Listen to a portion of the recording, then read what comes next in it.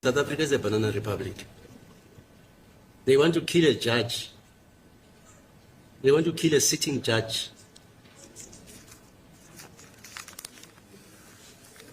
You know, even in America, you know how America is violent.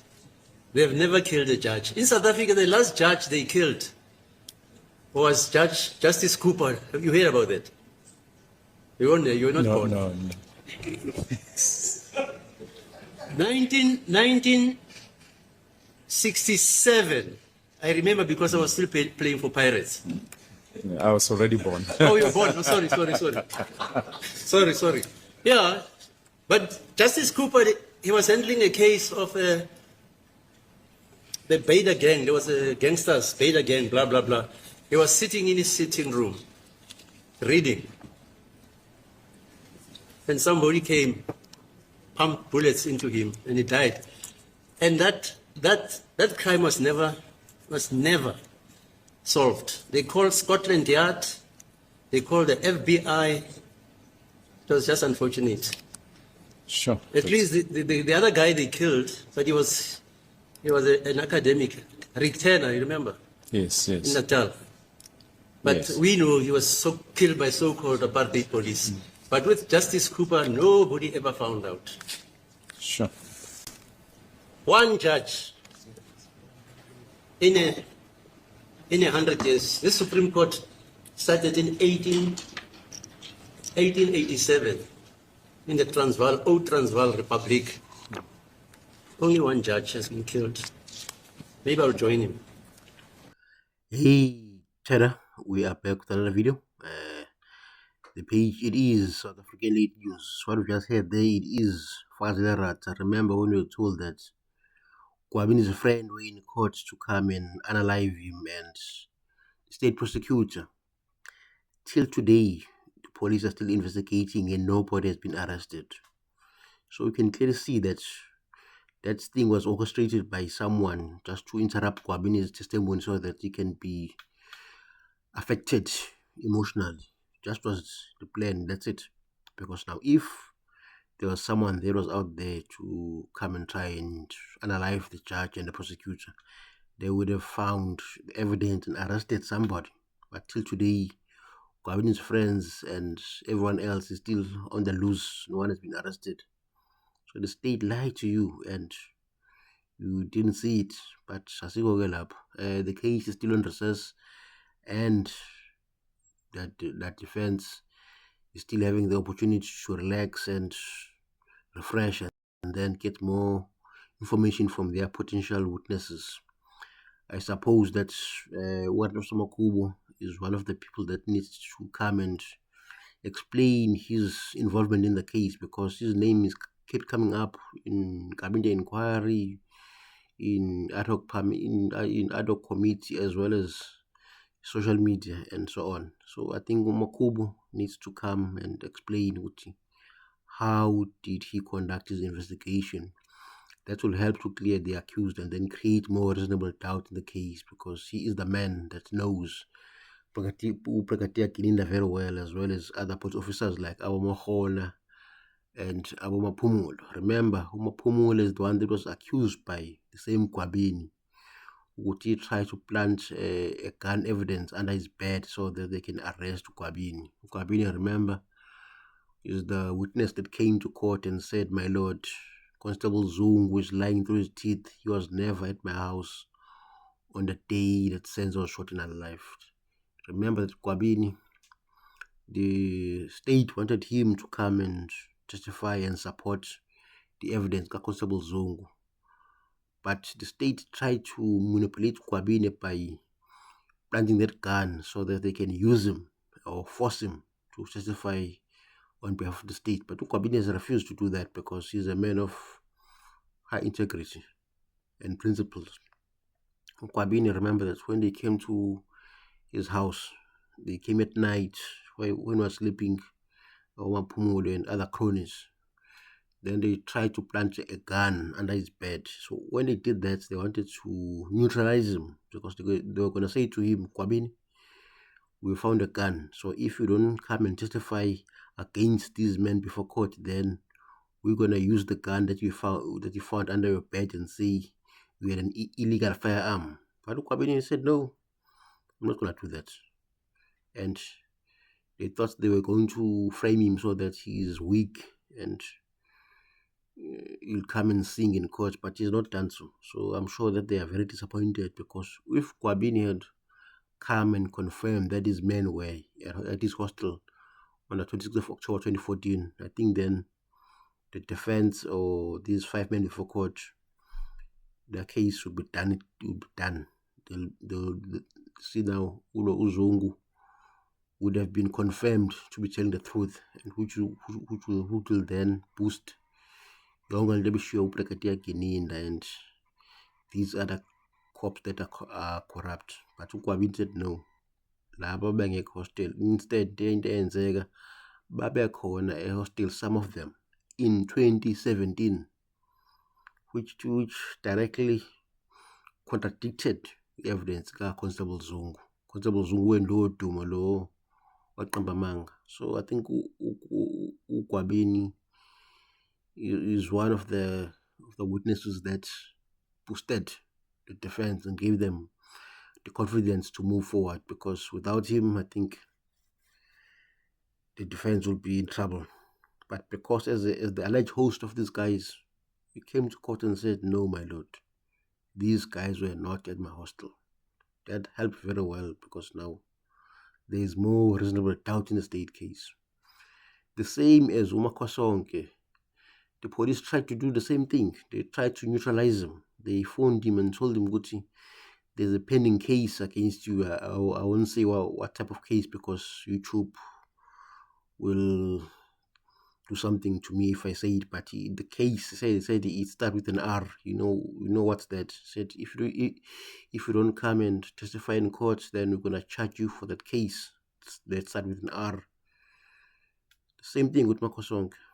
He came to court and told something differently, which directly contradicts the evidence ka Brigadier Kininda and the Constable Zungu. Remember, uMakhosonke, we were told that he was in Johannesburg and he met these guys after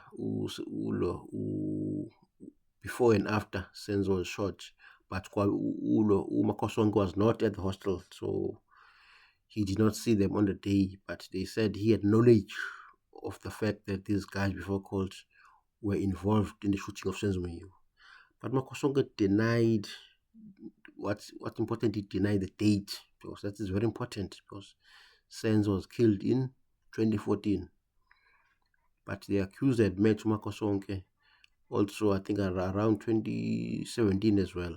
So the evidence of Constable Zungu was also in tatters, because now Makhosonke is saying, no, Constable Zungu is lying as well.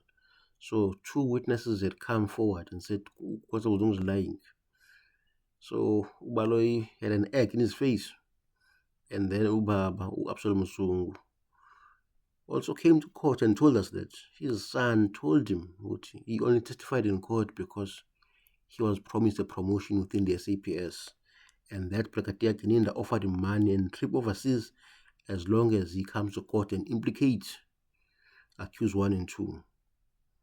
Same thing, Absalom Zungu told the court that it is a lie that he made that statement. Instead, he said Brigadier Kininda forced him to sign the statement that was referred to by Brigadier Kininda. Remember that Brigadier Kininda told us that the breakthrough in this case came as a result of Ubaba or Absalom Zungu giving information which led to them to be able to investigate the case further. So they said Absalom Zungu is the one that gave them a breakthrough, but he denied it in open court. Said amanga wodwa la kunywa ingane yakhe. So that was very crucial. Now 3 people have totally discredited Constable Zungu. So Constable Zungu now is a liar. Anyone with brain or intelligence can see that. But this bias judge, how is he going to view the evidence ka Constable Zungu in light of the evidence? And about 3 Constable Zungu is a liar. So we shall see that. But I suppose the judge might accept evidence of Constable Zungu because he's biased, but that's not the end, because the defense has a chance to take the case on appeal, because that is very important. In this country, we have Magistrate Court, High Court, Supreme Court of Appeal, and then finally we have the Constitutional Court. So the accused before court still have some options, just that we have to wait and finish this case. So they have to make sure that all the evidence is put before this court, because the other court will listen to the record, or will read the record of the current court when they are doing the appeals. So it is important that everything is put on record under this biased judge, so that other courts can read and see which is into were not proper in this court. For instance, Urata accepted the confessions, even though we could see which these guys were tortured. Firstly, Musibia, he was driven around the whole night, and thereafter the confession was signed in the early hours of the following day. That clearly shows that they were busy beating him up the whole night. That is when he signed the confession, because he had been marinated, a shower the whole night. So by the time he signed the confession, he was weak. He had no option. Just to save his life, he signed. That is how the confession was obtained. And Muzi took it further and took the court to the golden spot where he was beaten up, in that secluded area where you could see that nobody could see in the Nzamapoisa, because that area is behind the police station, so there's nobody there. So when Muzi took them to the golden spot, he proved that that is where he was beaten up. He explained during the what's the word? There was the word that they used there to go to the crime scene and inspect, or inspection in loco. Yeah, he proved during the inspection in loco that indeed the police abused him. The same happened to Bwantans. They tortured Bwantans so that he can confess and implicate the other 4 guys that are before court. But the confession does not match. Confession Muzibi and Bwantans is different, in a sense that Muzibi is mentioning the Buthelezi brothers who are not charged. So why would Muzibi mention such people? Clearly the police had cooked the confession of Muzibi. Initially the police planned to charge Makimbi Buthelezi, no Marco Buthelezi, because they thought they were going to use them in this case. But the police realized that no, we cannot use Makimbi and Marco, because at the time Bwantans was shot, they were in prison. So they had to change the script, which is why you see confession of Bwantans, Makimbi akashiwo no Marco Buthelezi akashiwo, because they already realized that we cannot use them because they were in prison. But now they can't change the confession Muzibi, because it had already been sent out. So now what's the best option? Just to go on in the case and say no. Muzibi is lying when he mentioned Buthelezi. He was referring to Abu Ghazal and the others, but that's not true, because if he was referring to them, we're going to have their names, but we did not have them. We have instead Abu Makimbi Buthelezi, who are not involved in this case. And also remember that when you are told the court that, no, not the court, told the media that these guys are not the first to confess. There's a guy that the police wanted to confess in Pietermaritzburg High Court, but there the judge chased him away and chased the police, because he could hear good story. He could see that this confession is coerced. So what did the court in Maritzburg do? It chased away the police and the potential confessor. So now this means the state wanted to get another 3rd confession to use in this case, but the court in Maritzburg was wise, unlike the court in Pretoria, where we have a judge that is biased. So now the police could not use that confession that was obtained, that they tried to obtain in Pietermaritzburg, because the judge could see through their face and their eyes, which we know banamanga, like confession ehlangana. So this case is built all around lies, Constable Zungu and the confession. Without Constable Zungu, I do not believe that he would be in court today, because he is the only one that links these guys with the shooting of Senzo Meyiwa, because when he initially came to court, he said, "My lord, accused 1, 2, 3, 4, and 5 were at my hostel on the 26th of October 2014.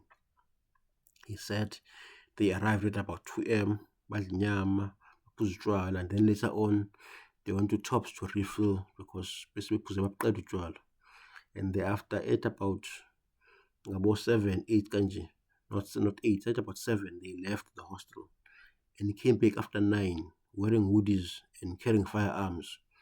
And then he said Musibiya told them that Senzo had been shot and unalived. He said Musibiya said that before it was announced in the media. That is when he concluded no, they must be involved, because how did they know Utushonile if it has not been announced in the media? So he said he made that conclusion on the following day when it was officially announced that Senzo had been shot and unalived. But you can see the story is manga because, one, we were told that he was driving a police car, but the state did not provide the AVL Constable Zungu. Why did they not provide the AVL? They're saying instead that car was not fitted with an AVL. However, when General Kumalo came to the Madlang Commission of Inquiry, he said all police vehicles are fitted with an AVL because it is the policy of the South African Police Service that all cars are tracked easily. So they are lying when they say Imodoka Constable Zungu had no AVL. Why are they lying? They are lying because it does not fit their narrative. If that AVL was to be brought in court, it will show that Constable Zungu was not even in Vosloorus on the day when Senzo was shot. Then that would debunk all the lies of Constable Zungu. Secondly, they have not brought our telephone records of Constable Zungu, who is a policeman, by the way. So why couldn't they go to MTN, Cell C, Vodacom, or whoever and get telephone records of Constable Zungu? Because those telephone records would prove that he was not in Vosloorus. His cell phone would pinned in a different area, which in return would then clear these men before court and proves that the state and Constable Zungu are lying. So this case is all about fabrication. So now, once Constable Zungu was debunked, I think these men before court had a chance. Once they take the matter to appeal, then the court, they will see, but no. Rata was wrong to find them guilty because of X, Y, and Z. X being evidence Constable Zungu is totally discredited because now 3 witnesses says he's lying. So the court, if it is fair and objective, it will throw away the evidence of Constable Zungu because it's clearly tainted by these witnesses that says he was not at the hostel. There was SP Kwabini and SP Makosonke and SP Ubaba Wakwabuzungu. His own father, he threw him under the bus. So if your own father says you are lying, then clearly the courts cannot see it otherwise. They have to believe the evidence Baba Absol Mzungu, unless Absol Mzungu is proven to be a liar. But in this case, Baloyi could not prove that. Baba Absol Mzungu's evidence was clear and straightforward to the point with no, my son is lying. No father will do this to his own son to put him under the bus. So now the other second aspect of the case is those confessions that were discredited. So now when the matter is taken on appeal, when the courts are reading the record and see what I do, you confession done, must be a fine. Why? Then clearly this confession were cooked by the state in order to implicate these men because they had no any other evidence. The DNA evidence clearly said all 5 men were not present at the crime scene. That is a big win for the defense because it will show that if a DNA says you're not there, you're not there. It's science. It cannot be cooked like the other evidence which the police are able to cook because they are corrupt. The DNA cleared these men. Some of you sometimes forget that the DNA cleared these men because DNA is the most important evidence in any court case because it is science. It cannot be disputed. Did Sergeant Mosia bring any fingerprints to the court? No. no fingerprints were found of these men, which shows that Ukadla Mncube noNtanzi did not enter that house, because if they entered the house, their fingerprints would have been found on the door, because they had to open the door and enter, and then their fingerprints would have been found somewhere in the kitchen, because we were told that there was a scuffle in the house where it occurred around the kitchen. Sense when these guys were fighting, and then Umthozi Chwala had to use his what to call this, his crutches to hit Senzo, and then they're saying not to hit Senzo, to hit one of the intruders, but still no fingerprints anywhere. And then we come to the final part, of which is the cooking by the police and Mapiri after the death of Senzo had occurred. Remember that once everybody was in hospital, Mapiri was left behind, and she cleaned the crime scene, and there's a statement that is before court where she admits that yes, she did clean the crime scene. The question is, who asked her to clean the crime scene? The person that asked her to clean the crime scene is likely the person that shot Senzo ngephutha. So Ubaloyi did not bring Mapiri to come to court and testify, because he knows that if Mapiri comes to court, she might crack and tell the truth. No, my lord, Longotwala or whoever told me to clean the crime scene, because they wanted to hide evidence. Remember that the member of parliament, the EFF, Uli Matei, said she arrived at about 11 p.m. and the crime scene was clean. It was clean, meaning that it was already cleaned to hide evidence. So if a member of parliament says that, I think the defense can call her so that her evidence is on record, because it is important to note that someone came at about 11 p.m. and found the crime scene clean, meaning that the evidence that was obtained by Sergeant Mosia is tainted, because now it was cleaned before he arrived. Remember that Mosia arrived after 11 p.m. So Uli Mateis would have arrived before Mosia if he says arrived at 11 p.m. So the whole evidence that was obtained in the house is tainted now, because now we know it was cleaned. Firstly, it was confirmed by Mapiri, who was down there cleaned, and then Lima Theis, who was the member of parliament. She said she saw that the crime scene was cleaned, and nobody tried to stop her. No one tried to stop her when she entered the house. She said everybody was moving up and down, so the crime scene was not secured. There is another evidence that was being said in parliament in the Arab community. But I think the defense, they can just call her, William Theis, to come and say what he said in parliament. She can say it in court. I'm sure she won't have a problem, because if she's an honest person, she'll repeat what she said in parliament in an open court, which is fair enough, because she's an MP. She's not scared of anything. But we shall see. So once the matter is at Supreme Court of Appeal, those facts have to be considered, because clearly this case is changed. And then there's Shadrack Sibiya. We now know that Sibiya held a meeting before the arrival of Mosia, which means it would have been before 10 p.m. or so. But Sibiya tried to lie in the Arab and says he arrived after midnight, but we know that he arrived earlier. So Sibiya held a meeting in the house, and it is alleged that when Sibiya was in that meeting, it is where the theory of the intruder was approved. Everyone in the house was told that you can stick to the story and say 2 men entered the house and demanded money and cell phone.